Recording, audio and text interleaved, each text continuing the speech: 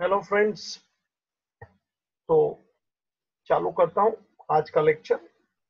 चलो भाई, चैप्टर 1 में 7वां यूनिट। कल हमने पॉलिसीज देखा था, पॉलिसी यानी नीति। बहुत मजा आया होगा सुनने का आपको भी, क्योंकि मैं भाषण लंबा कर दिया था। मेरे को भी बाद में लगा कि ज्यादा हो गया। आज भी ऐसा ही है सब। ऐसे टॉपिक बड़े बोरिंग है, थियरी है, ड्राई है, लेकिन क्या मेरे कुछ प्रैक्टिकल बातें आती है ना, इसमें मसाला अच्छा छूटता है। This is the reality. बाबू जी, आज का टॉपिक है, देखिए मैंने लिखा है यूनिट 7, मेजरमेंट डिसिप्लिन। मेजरमेंट यानी मापना, डिसिप्लिन मतलब कुछ डिसिप्लिन होना चाहिए। This is very important thing, याद रखना। कोई भी सक्सेसफुल इंसान का अगर जो कोई प्लस पॉइंट होता है ना, तो उसका वेल डिसिप्लिन होता है, लाइफ टाइम। याद रखना, बहुत जरूरी है आपके जीवन में उतारना डिसिप्लिन। उसके बगैर नहीं चलता। कि अच्छा काम करना है, डिसिप्लिन इज मस्ट। और वो भी सेल्फ डिसिप्लिन होना चाहिए। मेरे बोलने से तो वो टेम्पररी काम करता है, वो डिसिप्लिन नहीं है बच्चा। सेल्फ डिसिप्लिन के नहीं, मुझे ऐसा ही करना है, मुझे ऐसे ही जीवन जीना है, मुझे अच्छा इंसान बनना है, मुझे हार्डवर्क करना है, मुझे प्रॉपर एफर्ट्स रखने हैं। That is self discipline. फालतूगिरी नहीं करना है, ये डिसिप्लिन है बच्चा। तो यहाँ अपना अकाउंट में मेजरमेंट, कुछ मापना है। तो मापना कैसे है, उसके कुछ डिसिप्लिन है, दायरे हैं, उसमें रह के मापने का। Second thing, valuation principles. जैसे मापना बोला, ऐसे वैल्यूएशन भी तो होता है।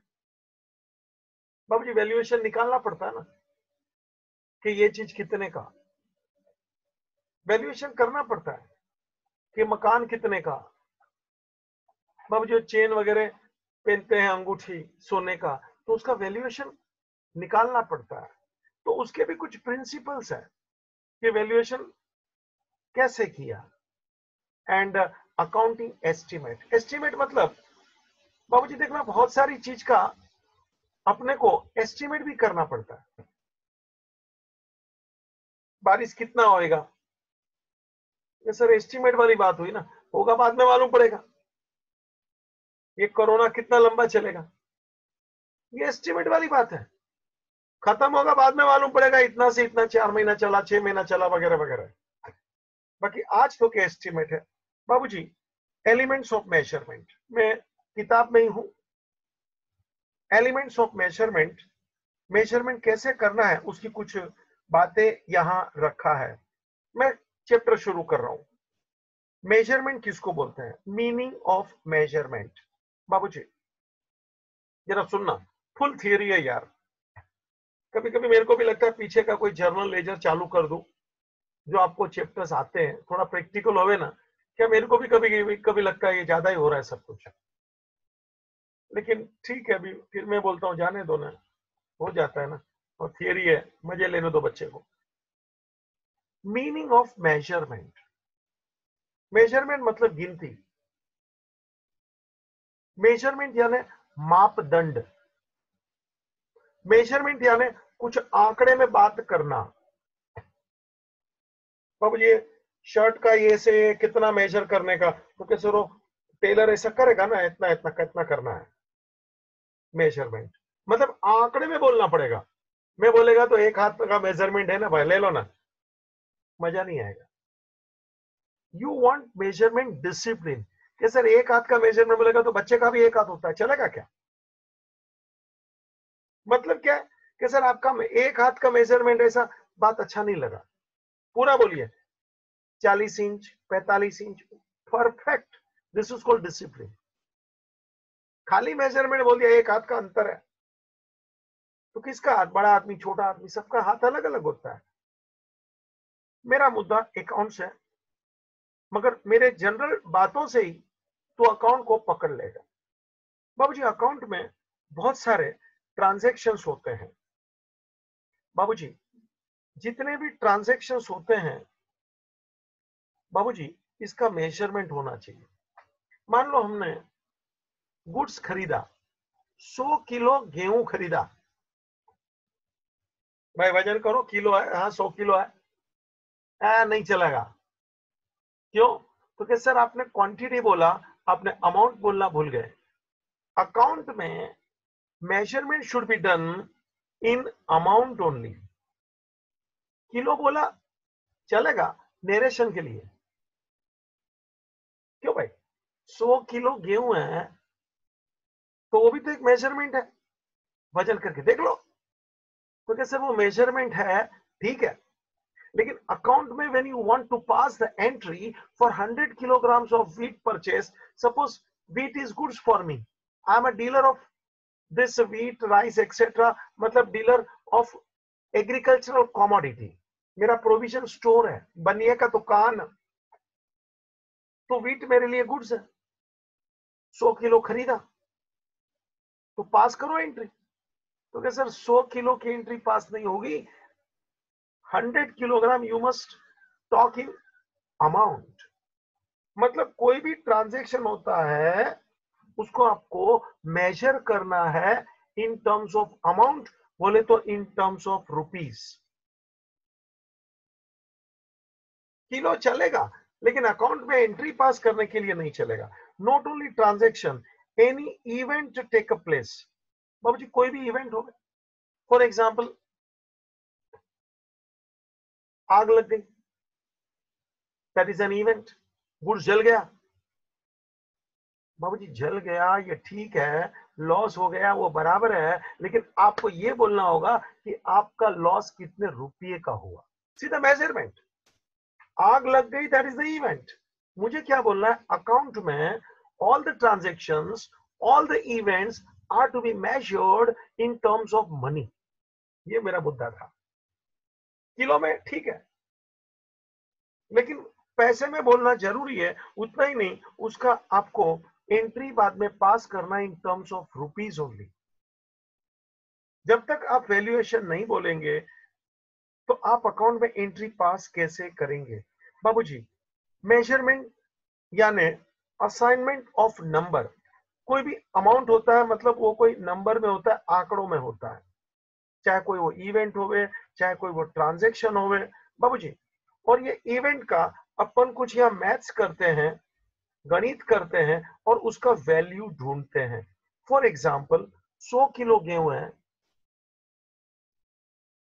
5 रुपया का भाव है, तो 500 रुपया हुआ। Means I am calculating the value, I am doing some maths and then I am finding the amount कि 100 किलो है, 5 रुपए का भाव है, तो बाबूजी ये गेहूं 500 रुपए का हुआ। Please see, I want amount rupees, and this is called measurement because I want to pass the entry in terms of amount, चाहे कोई भी ट्रांजेक्शन हो, चाहे कोई भी इवेंट हो। बोला ना, goods lost by fire it is an event, closing stock valuation at the end of the year it is an event. तो गोडाउन में कितना गुड्स है, आप बोलेंगे सर 50 किलो गेहूं की पड़ी है, 40 किलो चावल की पड़ी है, 10 बैग शक्कर की पड़ी है, ये मेजरमेंट नहीं चलेगा। I want in terms of money. So any transaction, any event must be measured in terms of money, and then only that is to be recorded in the books of accounts. Otherwise, you cannot record 100 kilograms of wheat and 500 kilograms of rice and 10 bags of sugar. This cannot be accounted without amount.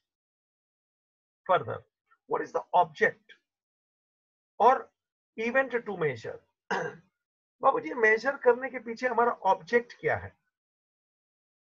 एक बात सुन ले, ये major किया, major हम लोग जो भी किया, मेजर यानी मापना, इसके पीछे का हमारा ऑब्जेक्ट क्या हो सकता है? सीधी बात है, उद्देश्य। बाबूजी हम लोग जो अकाउंट करेंगे, हिसाब लिखेंगे, कंपनी को रिपोर्ट बाहर निकालना होता है स्पेशली फॉर इन्वेस्टर।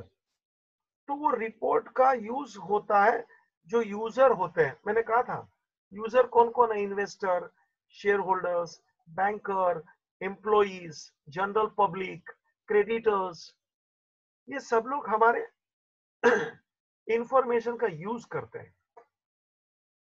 तो सीधी बात है, इवेंट का मेजरमेंट करना चाहिए ताकि ये जो इंफॉर्मेशन जिनको जरूरी है उन लोग यूज करेंगे and properly they can take the decision whether to deal with our company in future और नॉट। तो बाबूजी, उनका डिसीजन उनके ऊपर, लेकिन पहले मुझे हर चीज मेरे बिजनेस की वैल्यू करके उनके सामने छोड़ देना चाहिए।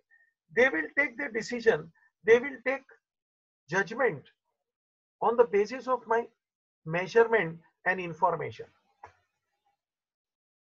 अगर जो मैं इंफॉर्मेशन ठीक से नहीं दूंगा, उन लोग जजमेंट मेरे बिजनेस के लिए नहीं ले सकेंगे, डिसीजन नहीं ले सकेंगे। बाबूजी, decision maker need past, present and future information. Decision maker, उसको 3 प्रकार का इंफॉर्मेशन हमेशा जरूरी होता है, past, present and future. Future in the sense, future में हम क्या करना चाहते हैं। बाबूजी, रिपोर्ट में अपने को लिखना पड़ता है कि फ्यूचर प्रोस्पेक्ट्स क्या है इस कंपनी का। वो नहीं बोलेंगे तो बाबूजी इन्वेस्टर को क्या मालूम पड़ेगा कि ये कंपनी आगे चल के क्या करने वाली है, क्या प्रॉफिट करेगी, क्या बिजनेस करेगी, तो अपने को कितना रिटर्न मिलेगा। तो बाबूजी, इंफॉर्मेशन पास्ट, प्रेजेंट और फ्यूचर की देनी चाहिए, then only proper decision can be taken. मेरा मुद्दा है, इवेंट को मेजर करो, खास करके पैसे में इसको मेजर करो, वैल्यू, कितना पैसा कौन से इवेंट्स में आएगा, कितना पैसा कौन से इवेंट्स में जाएगा। ये जो कैश मैनेजमेंट है, ये ठीक से बताना चाहिए। अपना जब फ्यूचर की अपन बात करेंगे, कैश मैनेजमेंट की बात करेंगे, तो कितना रिसीट होगा, कितना पेमेंट होगा, पैसा कहां से आएगा, कहां जाएगा, you must talk clearly. Proper गिनती करके बोलना जरूरी है। मैं एक सिंपल बात करता हूं मेजरमेंट की। देश का बजट बनता है ना, देश का बजट बनता है, उसमें एक प्रकार का मेजरमेंट है ना, कि इतना खर्चा हम लोग आर्मी के लिए करेंगे, इतना खर्चा रोड बनाने के लिए करेंगे। तो देखिए ना, ये फ्यूचर की बातें उन लोग आंकड़े में बोलते हैं कि इतना करोड़ ऑफ रुपीस इसमें खर्चा करेंगे, इतना करोड़ ऑफ रुपीस एजुकेशन में खर्चा करेंगे। तो जो स्टडी करते हैं उसको समझ में आता है कि देश का डायरेक्शन कौन सी बाजू है। यहां मैं बिजनेस की बात करता हूं, तो कैश की पूरी इंफॉर्मेशन चाहिए, कितना आएगा, कहां से आएगा। बाबूजी, पूरा कैश का मैनेजमेंट कैलकुलेट करना चाहिए। वन मोर थिंग, जब भी कोई बिजनेस को लोन देता है, for example bank is giving loan, तो ऐसे ही थोड़ी लोन दे देगा। बैंक भी आपका रिपोर्ट देखेगा, आपका मेजरिंग स्टाइल देखेगा, आपके पास कितना पैसा आ रहा है वो देखेगा, एंड मेन थिंग, आप बैंक का लोन कैसे रीपेमेंट करोगे, रीपेमेंट कैपेसिटी आपकी कितनी है वो देखेगा। मतलब बैंक आपकी हर चीज को मेजर करेगा और फिर बैंक डिसीजन लेगा कि ये बंदे को लोन देने जैसा है कि नहीं। देखो, मेजरमेंट हर जगह लागू पड़ता है। Bank will then only give the loan, sanction the loan after looking your repayment capacity. बाबूजी, आपको आपका फ्यूचर प्रोजेक्शन रखना पड़ता है बैंक के सामने कि हम इतना लोन ले रहे हैं, हम लोग ऐसा ऐसा काम करेंगे, इतना सेल करेंगे, इतना, मतलब सब आंकड़ों में मेजर करना पड़ता है। इतना सेल करेंगे, इतना प्रॉफिट करेंगे, तो आपका लोन भी रीपेमेंट करेंगे। मेरा घूम फिर के एक ही शब्द है, मेजर। बाबू, ये मेजर करेंगे तो बैंक आपको लोन देने की सोचेगा ना, वरना बैंक आपको लोन क्यों देगा। तो you have to prove yourself on the paper कि अगला 5 साल का मेरा अकाउंटिंग ऐसा होगा, देख लो, ये साल का सेल इतना था, लास्ट ईयर का इतना था, 3 साल पहले मेरा सेल इतना था, और अगले 5 साल का ऐसा ऐसा होगा। Then bank can take the decision regarding loan to be given और नॉट।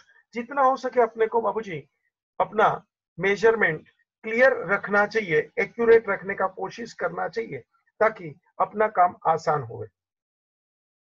आगे, व्हाट आर द स्टैंडर्ड और स्केल ऑफ मेजरमेंट। बाबूजी, मेजरमेंट के स्टैंडर्ड या तो स्केल क्या हो सकते हैं? एक बात मैं घड़ी घड़ी बोल रहा हूं, मेजरमेंट अपने को मनी में करना है तो कि ठीक है, all measurement you have to do, standard is money. लेकिन मैं जब मनी बोलता हूं तो सबसे बड़ा सवाल आके खड़ा रहता है, is there any universal denomination? Universal denomination बाबूजी, यूनिवर्सल मतलब पूरे दुनिया में समझ जाए ऐसा कोई डिनोमिनेशन, मतलब कोई चीज है क्या? बाबूजी, आज की तारीख में मैं बोल सकता हूं, डॉलर है ना, it is universal denomination. Denomination मतलब जिसके माध्यम से आप बातें करते हो। बाबूजी, रिलायंस जैसी कंपनी जब अपना रिपोर्ट निकालती है ना, तो वो रुपीस में भी निकालती है और डॉलर में भी निकालती है। क्यों? क्योंकि दुनिया में जब वो रिलायंस का रिपोर्ट पढ़ा जाएगा तो उन लोग कभी रुपीस में पढ़ने की नहीं सोचेंगे।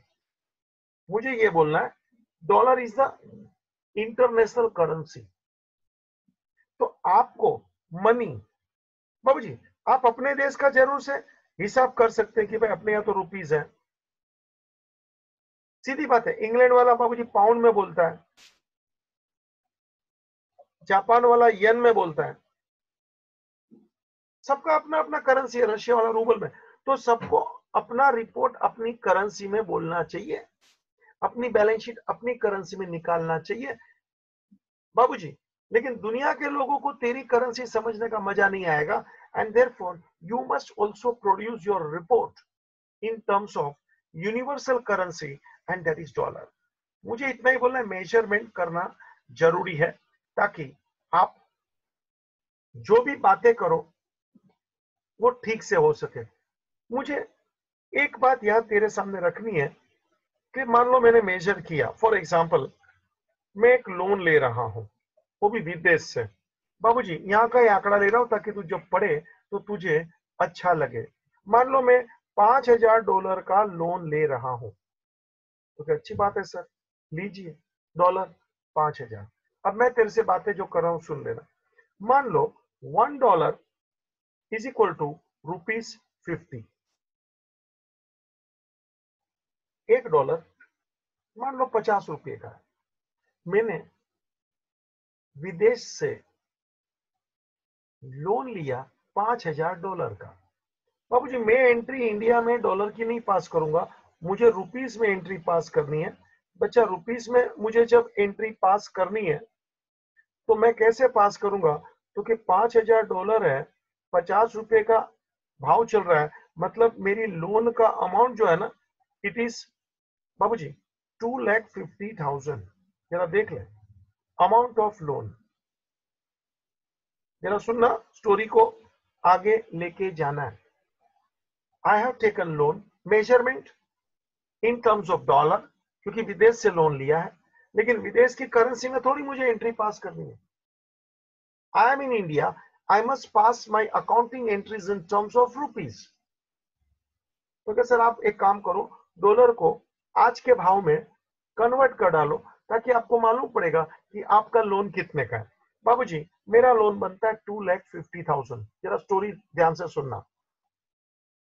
अब मैंने लोन लेने के लिए एप्लीकेशन किया था, उन लोग ने मेरा एप्लीकेशन 3 दिन में सैंक्शन कर दिया। नकुल भाई, $5,000 का लोन ले रहा हूं बच्चा, तो क्या अच्छी बात है सर। 2.5 लाख का लोन हुआ, तो क्या अच्छी बात है सर जी, आगे बढ़िए। अब देखिए, लोन सैंक्शन हो गया, लोन सैंक्शन हो गया जी, 2.5 लाख मेरे को दिख रहा है। अब इन्होंने मेरे खाते में जब पैसा डाला, बाबूजी 7 दिन हो गए, आफ्टर 7 डेज मेरे खाते में $5,000 उन्होंने डाला, लेकिन उस टाइम पे $1 इक्वल टू, मैं यहां का ही भाव लेता बुक में से देख के, 55 रुपीज था।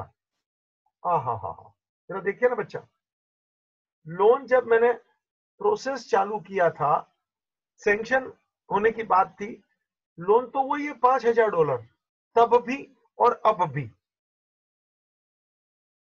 एप्लीकेशन किया था 5,000, हाँ। सैंक्शन हो गया $5,000, हाँ। जब मेरे खाते में आया तो $5,000, हाँ। तो प्रॉब्लम किधर है बाबूजी? जब सैंक्शन हुआ था तभी $1 इज इक्वल टू 50 रुपीज था सैंक्शन। और आज जब थोड़े दिन के बाद मेरे खाते में उन लोग ने वो ट्रांसफर किया $5,000, तभी $1 यानी 55 रुपया। तो बाबूजी मेरे खाते में कितना जमा होएगा $5,000 मल्टीप्लाई बाय 55 का भाव रहे, तो मेरे खाते में टोटल लोन कितना आएगा? 2,75,000। ले वापस वापस। मेजरमेंट की बात है ना बच्चा। सुनना, application of the loan $5,000, loan sanction $5,000, मेरे खाते में ट्रांसफर किया उन लोग ने $5,000। मेरे को प्रॉब्लम किधर है अभी सुन। $5,000 तो 5,000 ही है, उसमें कोई प्रॉब्लम नहीं है। लेकिन जब सैंक्शन हुआ था मैं खुश हो गया कि चलो अभी लोन पास हो गया। तभी भाव था $1 इज इक्वल टू 50 रुपीज, यानी मैंने समझ लिया कि मेरे को 2.5 लाख का लोन मिल रहा है। 7 दिन के बाद मेरे खाते में जब उन लोगों ने पैसा डाला, उस टाइम पे $1 इज इक्वल टू 55 रुपीज था। अल्लाह, क्योंकि डॉलर का तो, रुपये का जो एक्सचेंज रेट होता है वो तो फ्लक्चुएट होते रहता है ना बच्चा। ए भाई समझता है क्या? मेजरमेंट की बात है रे, गिनती करना है ना। तो एक बाजू तो 5,000 5,000 5,000 है। अभी देख लोन मेरे खाते में आया तो कितना हो गया? 2,75,000। वाह वाह। अब मेरे को जरा तुम सोच के बताना, अपने बुक में मैं एंट्री, आज लोन का अमाउंट आया, कितने की पास करूं? 250 की या 275 की? हेतुबेन जी सुन रहे हैं कि गायब है? सुना ना, मेरे जानबूझ के जरा नाटक किया ऐसा वैसा, देखा ना तूने? एप्लीकेशन किया $5,000, सैंक्शन हुआ $5,000, लोन भी आ गया $5,000। जब भी सैंक्शन हुआ तभी 50 का भाव था, $1 इज इक्वल टू 50 रुपया। जब मेरे खाते में आया थोड़े दिन के बाद में, तभी $1 इज इक्वल टू 55 रुपया था। नकुल भाई सुनता है क्या रे? तो मेरे को एंट्री कितने की पास करने का? 2.5 लाख का लोन की के 2,75,000 के लोन की? कहां से भी देखो डॉलर तो 5,000 ही था। सैंक्शन भी उन लोगों ने कागज पे किया, your loan is sanction for $5,000। सिक्का आला मेरे खाते में भी आया $5,000 आला आया। लेकिन लफड़ा किधर है? सैंक्शन किया तभी वो $1 यानी 50 रुपया, यानी लोन सैंक्शन, अगर जो मेरे एंगल से देखो तो 2.5 लाख है। और जब वो पैसा मेरे खाते में आया थोड़े दिन के बाद में, तो $5,000, मगर तभी 55 रुपया भाव था $1 यानी। तो मेरी लोन की लायबिलिटी का अमाउंट 2,75,000 हुआ। अरे समझता है कि मैं मस्त फंसा रहा हूं तेरे को, फंसा हूं। यू मस्ट अंडरस्टैंड नो बाबूजी, मेजरमेंट इसी को बोलते हैं ना। तकलीफ है और मैं तकलीफ का सॉल्यूशन भी देना चाहता हूं, लेकिन तेरा माइंड में खुले खुले खुलासा होना चाहिए ना। फिर बायआउट करने का इंसान कभी चलता नहीं है यार। बाबूजी आप एंट्री प्रेजेंट वैल्यू के आधार पे पास करोगे, your total liability is 2,75,000। That is a correct measurement. सीधी बात है ना। तेरे पास आएगा तो तेरे को मालूम है ना, आज का लोन मेरे खाते में आया प्रेजेंटली 2,75,000। ये तो रोज वापस अमाउंट चेंज होने ही वाला है, होते भी रहेगा। I must take care of amount कि ये अमाउंट कितना हो रहा है कितना। लेकिन जब मेरे खाते में आ रहा है ना, वो मेरी एक्चुअल कॉस्ट होती है। सैंक्शन तो कभी कभी 2 साल पहले सैंक्शन करके रखते हैं, क्या करने का? तेरे हाथ में आएगा तभी तेरे को उसका एंट्री पास करने का। मुद्दे की बात पर मैं आ गया। You will show in your books of account loan $5,000 2,75,000 and you must consider this a fluctuation. बाबूजी फ्लक्चुएशन ऐसे होते रहता है। मुझे आगे बातें करनी है। अच्छा, इसमें कुछ पूछना है क्या किसी को? मेजरमेंट, वैल्यूएशन, लोन का ये एग्जांपल दिया, समझ में आ रहा है? मेजरमेंट किसको बोलते हैं? वैल्यूएशन करना पड़ता है। फर्दर बाबूजी, डायमेंशन ऑफ मेजरमेंट स्केल। बाबूजी छोटे टॉपिक है। Dimension of measurement scale. Measurement का एक स्केल होता है, उसका डायमेंशन। बाबूजी डायमेंशन यानी वो कैसे घूमता है, मेजरमेंट कैसे घूमता है उसका, यहीं से मैं आंकड़े लूंगा, यहीं से मैं एग्जांपल लूंगा, ताकि आप जब पढ़ो ना तब वही आंकड़े मिले, वही एग्जांपल मिले तो आपको अच्छा लगता है, क्योंकि आंकड़े के साथ होता है तो वही होता है तो जरा अच्छा लगेगा, बाकी समझदारी तो वही आएगी। बाबूजी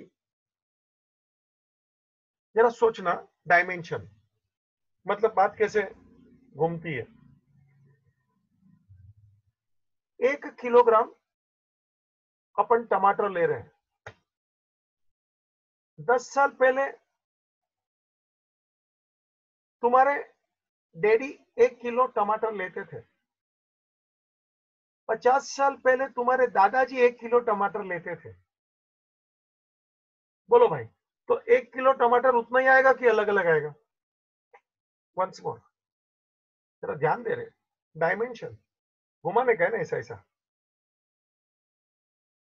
आपके डैडी या तो आप 1 किलो टमाटर ले रहे हैं, 10 साल पहले आपके डैडी 1 किलो टमाटर लेते थे, 50 साल पहले आपके दादा 1 किलो टमाटर लेते थे। बताइए भाई, तो ये 1 किलो सेम रहेगा कि अलग अलग आएगा क्वांटिटी? अलग अलग रहेगा। अरे क्या अलग अलग है, पागल हो गया? कौन प्राइस तो अलग अलग रहेगा ना सर? मैंने 1 किलो पूछा था, अभी प्राइस की बात किधर थी? अरे हाँ, जो हम बोल रहे हैं उसकी बात करिए ना। हम 1 किलो पूछा ना, प्राइस किधर मैंने बोला अभी तक? हमने ये बोला उतना ही आएगा कि अलग अलग आएगा? उतना ही आएगा। अब मैं यहां से बात को रुपीस में डाल रहा हूं। बाबूजी मेरे डैडी ने घर खरीदा था 5,000 रुपये का, आलीशान 5,000 रुपये का, सालों पहले, 70-80 साल पहले की बात कर रहा हूं। 5,000 रुपये का मैंने घर खरीदा 50 लाख रुपए का, फिर भी उतना बड़ा नहीं है। तो क्या सर वो उतने साल पहले का था, अभी का आपकी बात कर रहे हो? मुझे एक ही बात बोलना है बाबूजी, value of money is changing. वो घर 5,000 का, ये घर 50 लाख का। बाबूजी अगर जो मनी में देखेंगे तो वो 5,000 दिखता है, ये 50 लाख दिखता है, लेकिन अब घर देखेंगे, वो 1 किलो टमाटर की बात किया वगैरह, तो वो क्वांटिटी में भले सेम हो गए, लेकिन अमाउंट में, नकुल भाई अभी आपकी बात कि दादा ने जो अमाउंट में खरीदा था, डैडी ने जो अमाउंट में खरीदा, आप जो अमाउंट में खरीदेंगे, तीनों का अमाउंट अलग अलग होगा। This is what the dimension. Quantity तीनों की सेम है, 1 किलो दादा क्या, 1 किलो पापा ने खरीदा, 1 किलो आपने खरीदा, तीनों की क्वांटिटी सेम है, लेकिन दादा लाए होंगे 1 किलो तो क्या 2 पैसे में, डैडी लाए होंगे 2 रुपये में, आप लाएंगे तो क्या 20 रुपये में, उतना ही टमाटर। This is what the dimension. बाबूजी यहाँ अपने को बहुत कुछ सोचना पड़ता है जब ऐसे मनी वैल्यू चेंज होती है तभी। When you read the report, मैं मुद्दे पे आ गया, when you read the report of any company, you must consider the dimension of the measuring scale. वो पैसे की वैल्यू कितनी कम ज्यादा हो रही है, ये बहुत जरूरी है समझना। मित्र आप एस्टिमेट ठीक से नहीं ले पाएंगे। मित्र ऐसा बोलेंगे, दादा 2 पैसे के टमाटर खाते थे,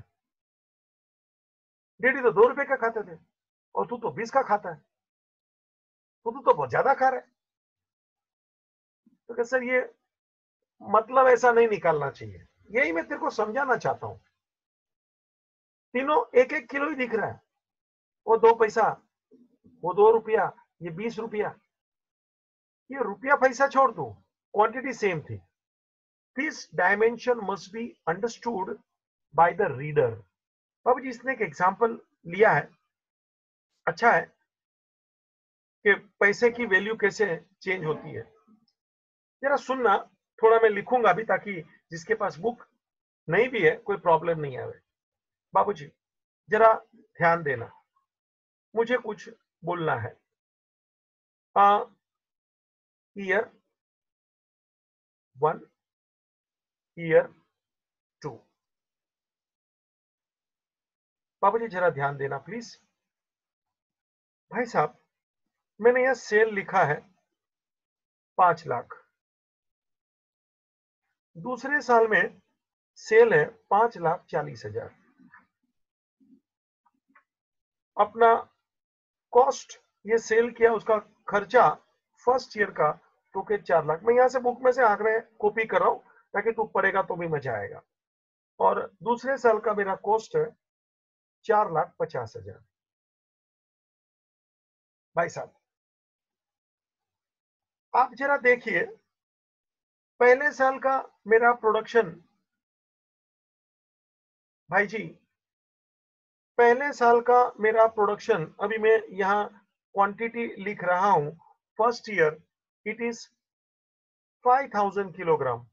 और दूसरे साल का मेरा प्रोडक्शन बाबूजी 4,500 किलोग्राम। जरा देखना रे, मैं वापस पूरी बातें रख रहा हूं तेरे सामने,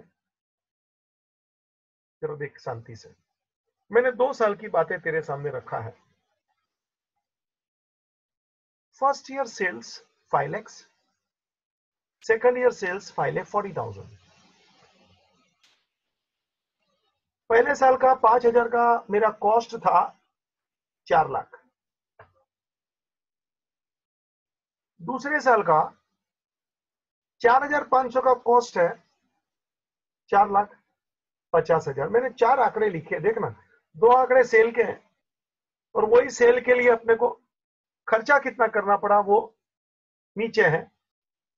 सेल का आंकड़ा 5,05,40 और खर्चे का आंकड़ा 4,04,50। ठीक है ना।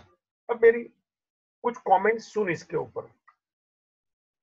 अभी देखो मैं रीडर हूं, मैं पढ़ रहा हूं। ओ company first year sale 5 lakh, second year 5,40,000। अरे वाह वाह वाह वाह, कंपनी का सेल बढ़ गया।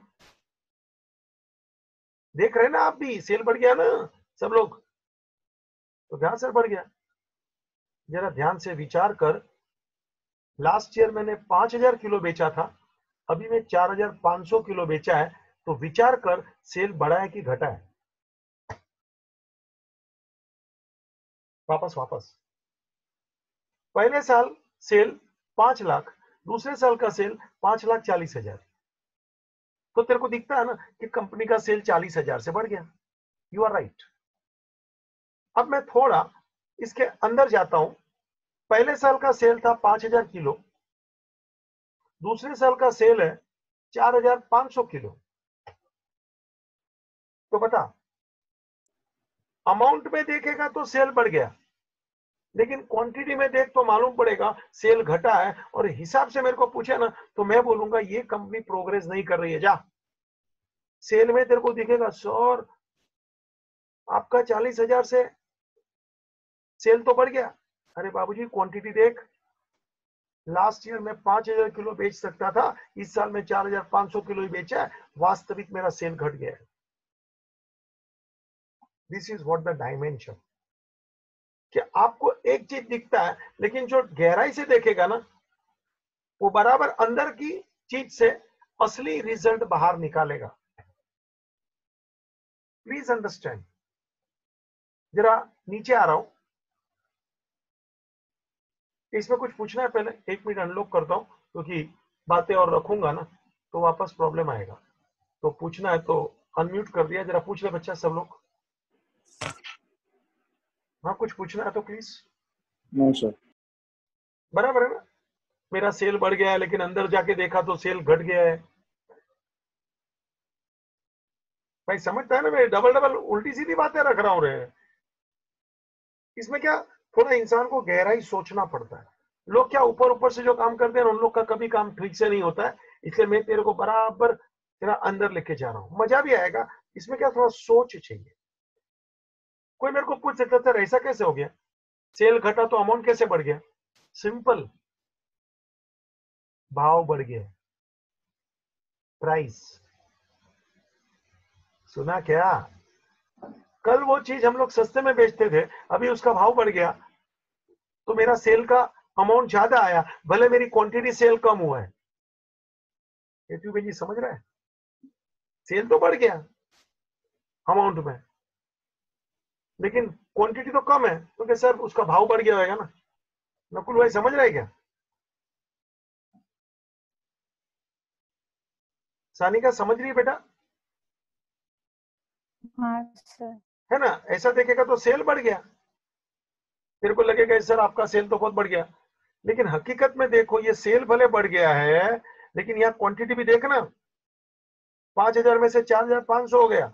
मतलब मैं बोलूंगा ये बिजनेस प्रोग्रेस नहीं कर रहा है। जा आंकड़े में तेरे को ज्यादा दिख रहा है कि सेल तो बढ़ गया। नकुल भाई आपको कुछ पूछना है बेटा? समझता है ना बेटा मैं जो कंट्रोवर्शियल बातें हैं? हाँ, अब मैं जरा एक कदम और आगे बढ़ाऊं, कॉस्ट। जरा देखना, मेरा पहले साल का प्रॉफिट कितना था रे? देख रहा, अभी मजा कर रहा था तेरे को। सेलिंग माइनस कॉस्ट, ये पहले साल का प्रॉफिट बोला तो सर 5 लाख माइनस 4 लाख 1 लाख। वाह वाह जी वाह वाह। ये दूसरे साल का प्रॉफिट बोलना, 540 450 90,000। अब देख तेरे को मैं क्या बोलना चाहता हूं, पहले साल का प्रॉफिट 1 लाख, दूसरे साल का 90,000। पहला कैसा दिखता है? भले मेरा सेल बढ़ गया है, फिर भी देख मेरा प्रॉफिट घट गया है। मतलब समझने वाले को जल्दी से ये समझ में आएगा ही नहीं आंकड़े। This is what the dimension. Dimension मतलब आप खाली आंकड़े मत देखो, उसके आजू बाजू की हकीकत भी, दैट इज कॉल्ड डायमेंशन। घूमने वाली चीजें देखो, और वहां से आपको सही पता लगता है कि असली में बिजनेस क्या कर रहा है।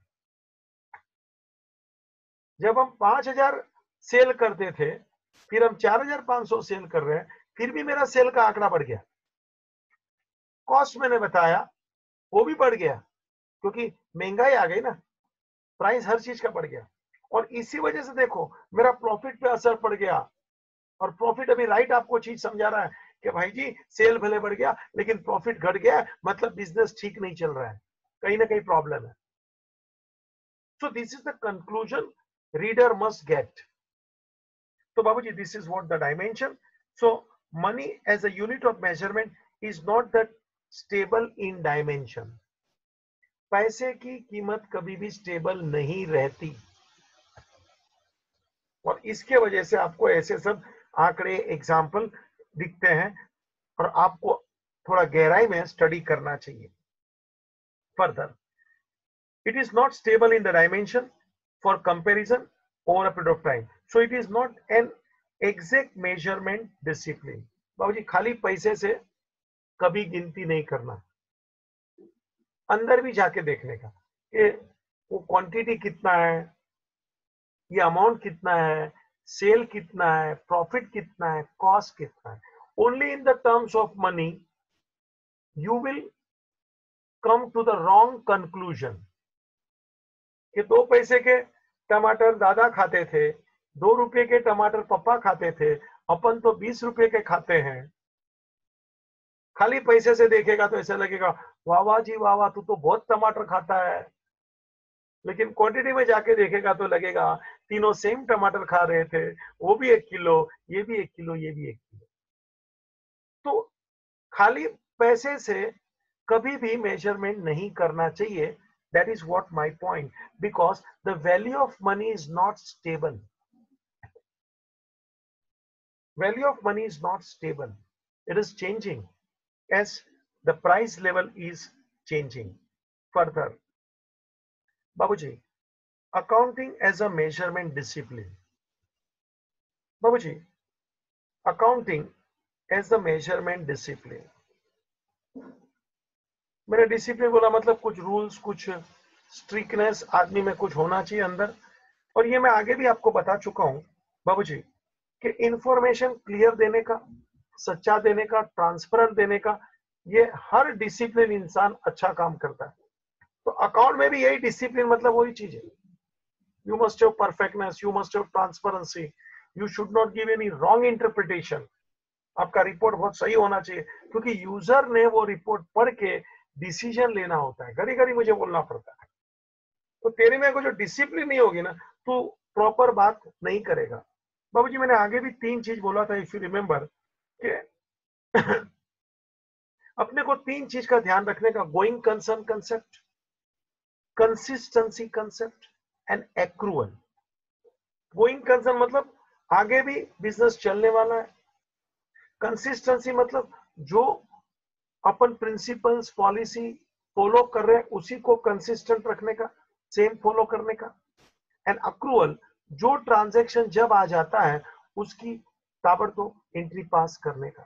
सो there are 3 basic concept of accounts: going concern, consistency and accrual, ताकि अपना डिसिप्लिन ठीक से रहेगा अगर जो ये तीनों चीज को आप ध्यान में रख के आगे चलेंगे। अब एक वैल्यूएशन की जो बात करनी है,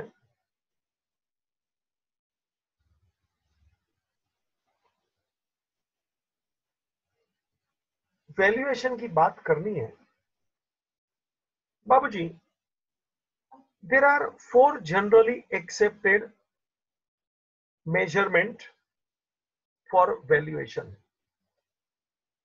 वैल्यूएशन कैसे होता है जरा सुनना।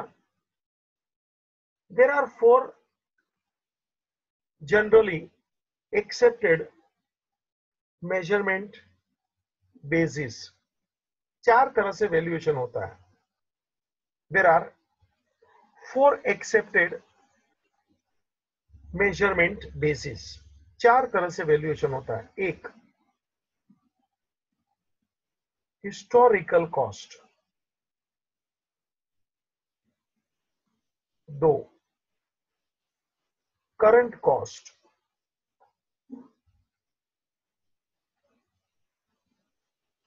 3, realisable value.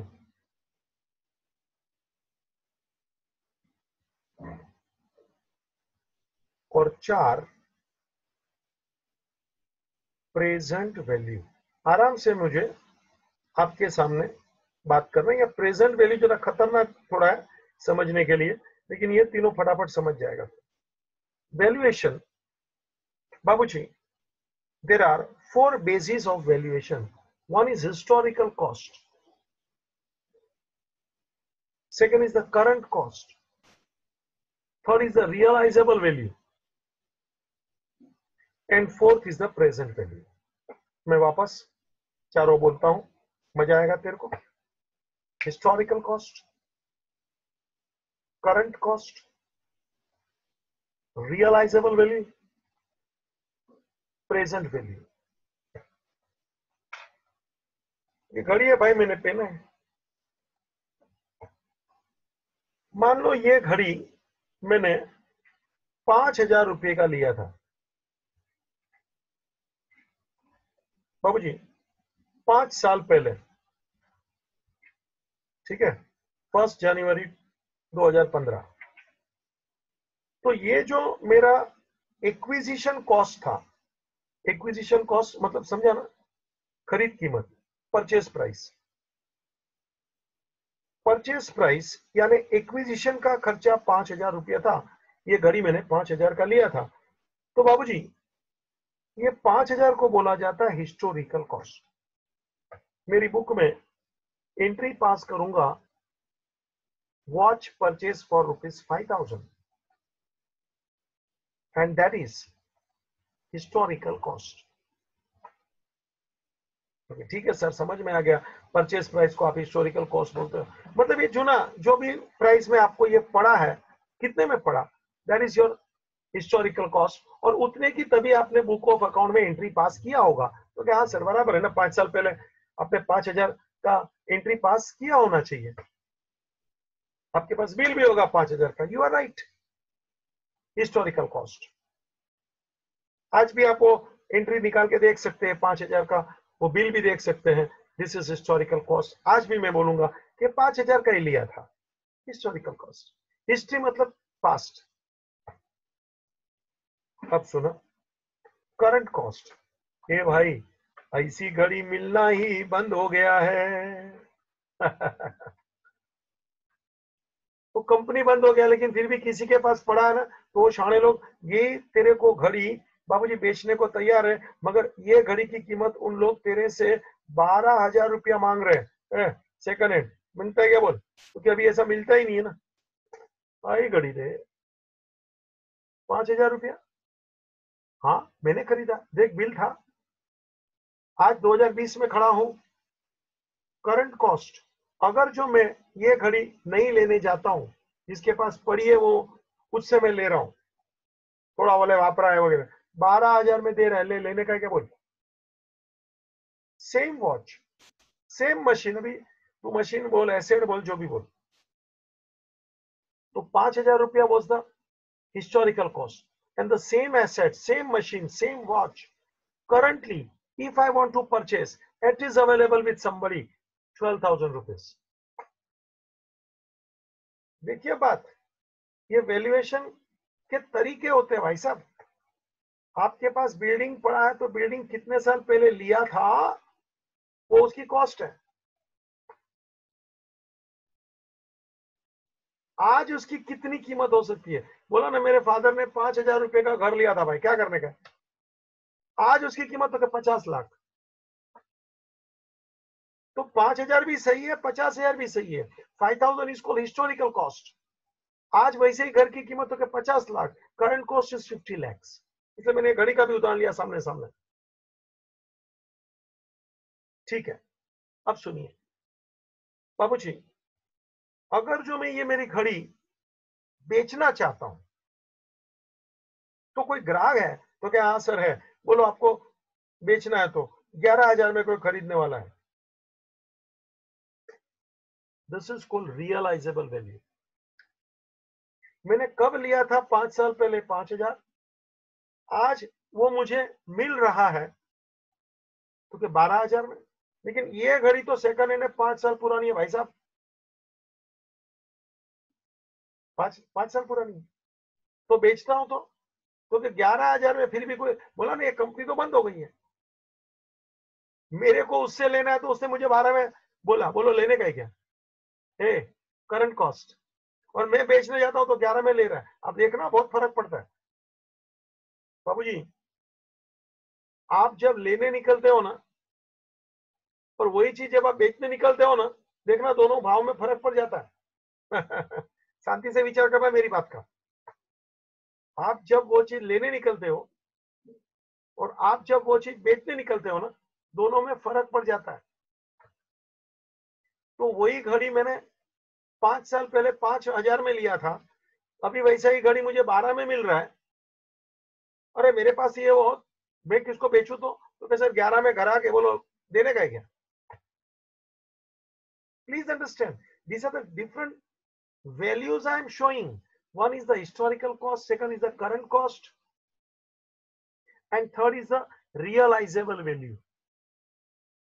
Realizable value matlab, if I am selling to someone, then I am getting from that asset 11,000 rupees, and therefore 11,000 rupees is called realizable value.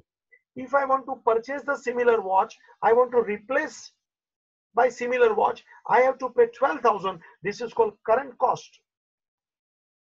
अरे मैंने तो 5 में लिया था, क्योंकि सर 5 साल पहले की स्टोरी है, 5,000। Historical cost is the actual cost at which I purchased. Current cost means if I want to replace this, ये निकाल देना है, नया खरीदना है, क्योंकि ये मान लो बिगड़ गया, टूट गया, फूट गया, जो भी बोलो, तो कि सर 12,000। मान लो ये चल रहा है और मैं किसको बेचना चाहता हूँ, मान लो ये चल रहा है, मैं किसको बेचना चाहता हूँ, ग्राहक है 11,000, क्योंकि अभी ये कंपनी बंद हो गई है ना, तो कोई मिल गया, बोलो देने का है क्या, होते हैं आप प्लीज। और कभी कभी ऐसा भी चीज होता है कि आपको बेचना है, कोई लेगा नहीं। बाबू जी हमारे पास टाइपिंग मशीन था, कुछ साल पहले की बात कर रहा हूँ, आपने अपने जीवन में टाइपिंग मशीन देखा है क्या, टक टक टक टक किया है क्या, किसी ने किया है क्या, जरा हाथ ऊपर करिए, किसने किया तो टक टक। मैं टाइपिंग सीखा हूँ, फटफट फटफट कर सकता हूँ हमारे जमाने में, हाँ आज से 40 साल पहले, खटा खट खट खट खट कर उसकी हमारी एग्जाम होती थी। स्कूल में टाइपिंग एक सब्जेक्ट था, जैसे अभी आपका कंप्यूटर सब्जेक्ट होता है ना, हमारे जमाने में टाइपिंग सब्जेक्ट था, बोर्ड में टाइपिंग सब्जेक्ट लिया जाता था। हाँ हाँ हाँ, चल अभी टाइपिंग मशीन दिखते नहीं है, टाइपिंग मशीन देखना है तो कि सर उधर जाइए, वो क्या बोलते हैं संग्रहालय में। किसी ने चलाया क्या टाइपिंग मशीन, बाबूजी हमारे पास पड़ा था वो, अरे किसको देवे, कोई लेने वाला भी नहीं था, क्योंकि ऐसा कौन लेवे, टक टक टक टक और घड़ी घड़ी बिगले, ऑयलिंग कर, ये कर, रिबिन डाल। कंप्यूटर का जमाना आ गया, पूरा प्रिंटर से चलता है फटाफट। मुझे क्या बोलना है, हमने वो बेचने का प्रयत्न किया, एक भी पैसा नहीं आता है। अभी मैंने 2-4 दिन पहले तुम्हारे लेक्चर बोला था, नोकिया का हमारा फोन, 2 फोन है मेरे पास नोकिया के, हाँ दोनों मिलके उसे 100 रुपया बोला, बोलो, हाँ दोनों मिलके 100 रुपया, मेरे पास दोनों क्या क्या, उस जमाने में न्यू ब्रांड लिए थे।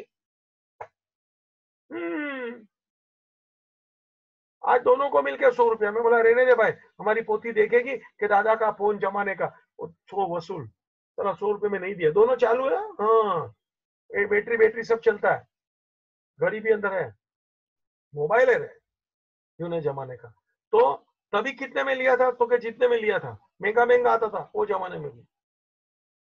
फिर कोई करंट में उसको रिप्लेस करने का करंट कॉस्ट, और उसको बेचे तो realisable value, what is present value, इसकी चर्चा मैं जानबूझकर अभी नहीं कर रहा हूं, क्योंकि ऐसा है ना कि फालतू में मुझे टॉपिक बिगाड़ना नहीं है, छोटा है मगर क्या खुलासा बहुत करना पड़े, ऐसा कुछ पूछना है क्या, इतनी बातें मैं कर रहा हूं, क्योंकि आप लोगों को ये थियरी है, मगर मेरी एग्जाम्पल में बड़ा दम होता है, ये पढ़ने बैठे का तो मजा नहीं है, ये बहुत थियरी लपेटता है। No sir. ठीक है आपकी मर्जी, एक प्रेजेंट वैल्यू बाकी है, थोड़ा टफ भी है, मजा भी आएगा, इसलिए जानबूझ के भगाने का नहीं है, मेरे को इच्छा नहीं है। हाँ ठीक है, अपन यहाँ रुकते हैं, that's it, ending the meeting.